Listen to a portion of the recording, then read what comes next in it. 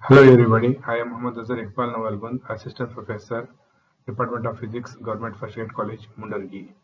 Today is our second session on interference. In this session, we will study the determination of wavelength of monochromatic light using biprism. Fresnel used biprism to show the phenomena of interference of light to determine the wavelength of a given source of light. To find this wavelength of light, first we have to do some experimental arrangement. The biprism is mounted suitably on an optical bench. An optical bench consists of two horizontal rods, long rods, which are kept strictly parallel to each other and at the same level. A monochromatic light source such as sodium vapor lamp illuminates a vertical slit S. Therefore, the slit acts as a narrow linear monochromatic light source.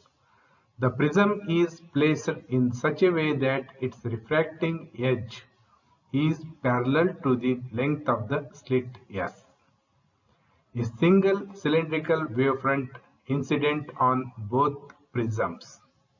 The top portion of wavefront is refracted downward and appears to have emanated from the virtual image source S1.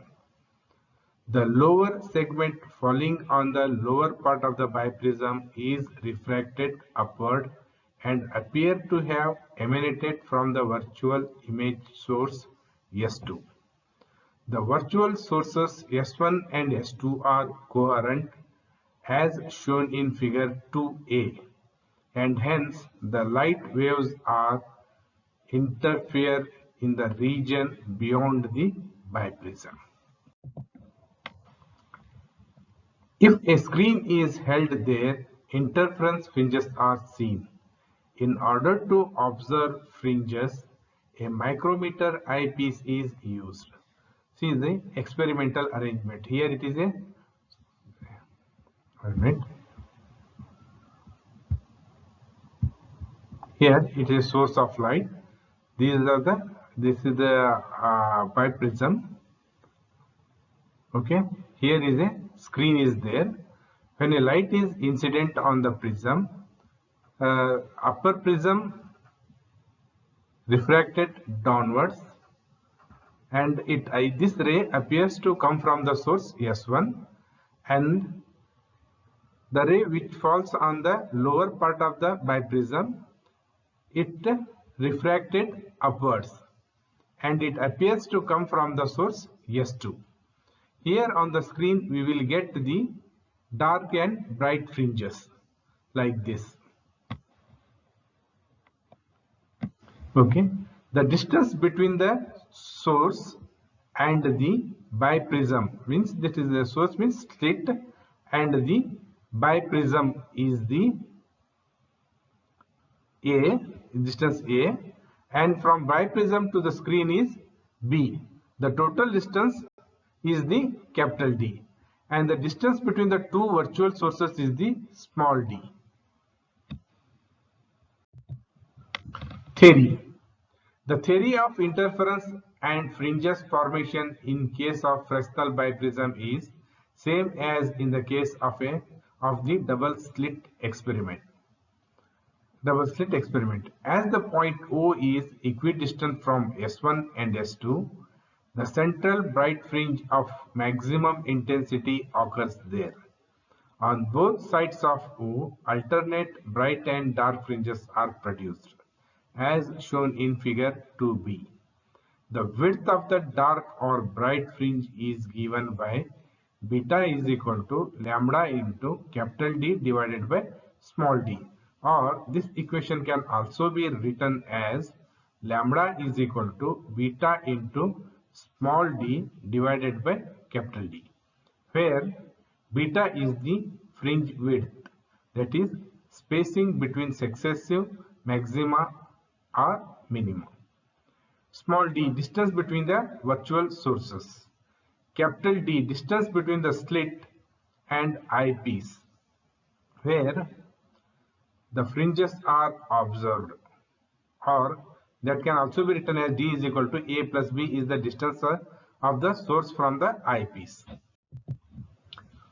Moreover, the distance of the nth bright fringe from O, Yn is equal to 2n into capital D into lambda divided by 2 into small d. 2 get cancels. That's equal to n into capital D into lambda divided by small d, where n takes the values of 0, 1, 2, 3, etc. And the distance of nth dark fringe from O, Yn is equal to bracket of 2n minus 1 bracket complete capital D into lambda divided by 2 into small d, where n is equal to 1, 2, 3. Determination of wavelength of light. The wavelength of light can be determined by using above equation 1. The values of beta, capital D and small d are to be measured. These measurements are done with the following adjustments. Before starting the experiment, you have to do some adjustment. A narrow adjustable slit S, the biprism and a micrometer eyepiece are mounted at the same height and in a straight line. A slit is made vertical and parallel to the refracting edge of the biprism by rotating it in its own plane. It is illuminated with a light from the monochromatic source. The biprism is moved along the optical bench till, on looking through it along the axis of the optical bench, two equally bright vertical slit images are seen. Then the eyepiece is moved till the fringes appear in the focal plane of the eyepiece. First, determination of fringe width beta. When the fringes are observed in the field of view of the eyepiece, the vertical cross wire is made to coincide with the center of one of the fringes. The position of the eyepiece is red on the scale, say x0. The micrometer screw of the eyepiece is moved slowly, and the number of the bright fringes, n number of bright fringes that pass across the cross wire is counted. The position of the cross wire is again red, say xn. The fringe width is given by beta is equal to total distance moved divided by number of fringes passed or crossed. That is, beta is equal to xn difference x0 divided by capital N.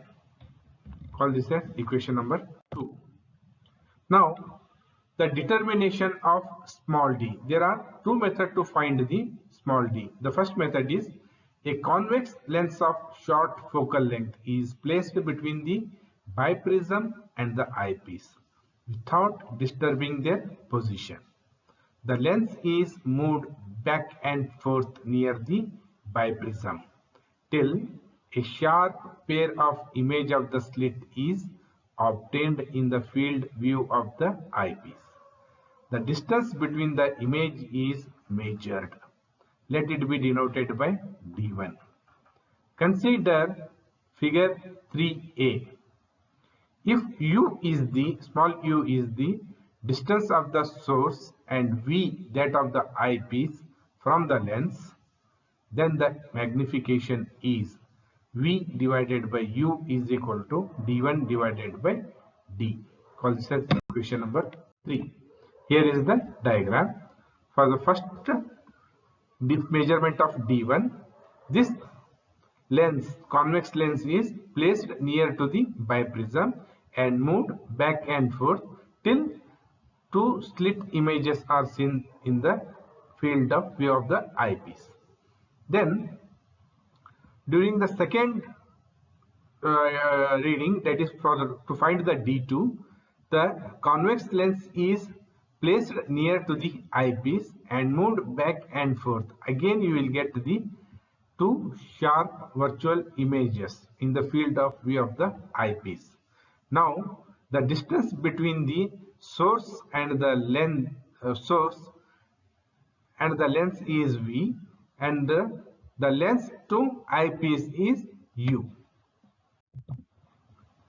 The lens is then moved into a position nearer to the eyepiece, where again a pair of images of the slit is seen. The distance between the two sharp images is again measured. Let it be d2.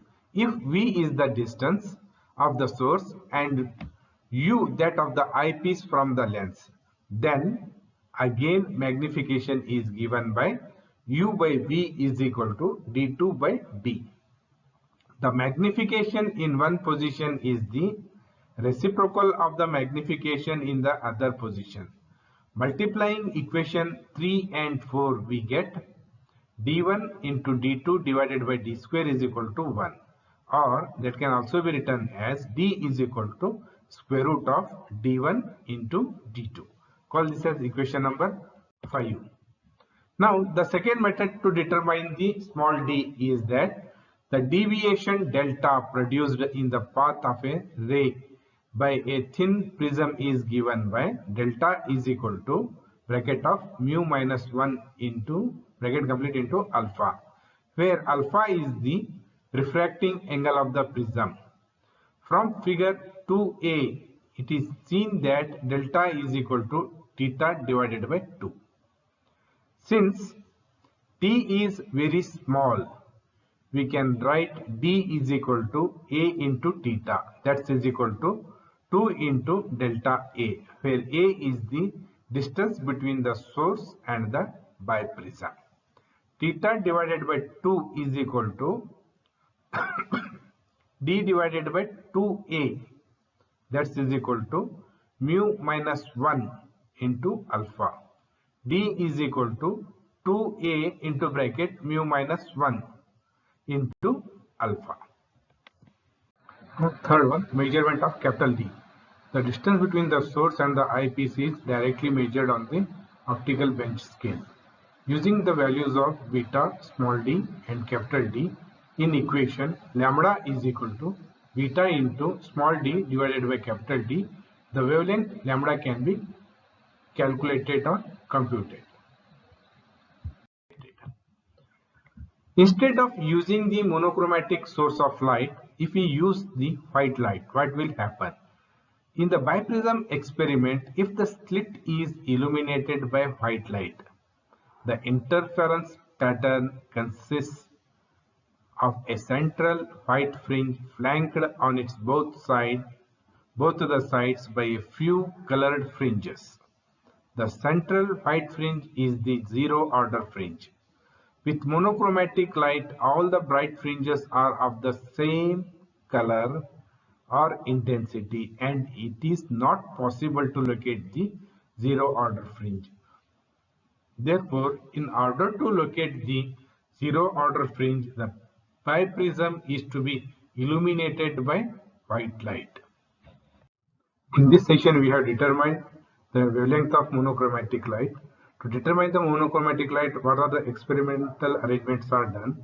Determination of the fringe width beta, determination of the small d, that is the distance between the two virtual sources, and the distance between the source and the screen, the capital D, using the values of beta, small d and capital D in equation lambda is equal to beta into small d divided by capital D, the wavelength of the given monochromatic source of light can be calculated. Now, we will see some multiple choice questions on this session.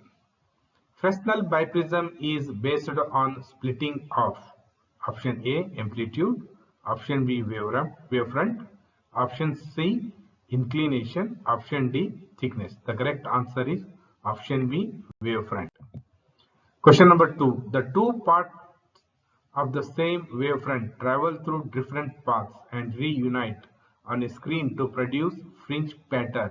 This is known as interference due to division of option A, wavefront, option B, inclination, option C, thickness, option D, amplitude. The correct answer is option A, wavefront. Question number 3. In biprism, when fringes are obtained by using white light, the central white fringe is known as dash dash fringe.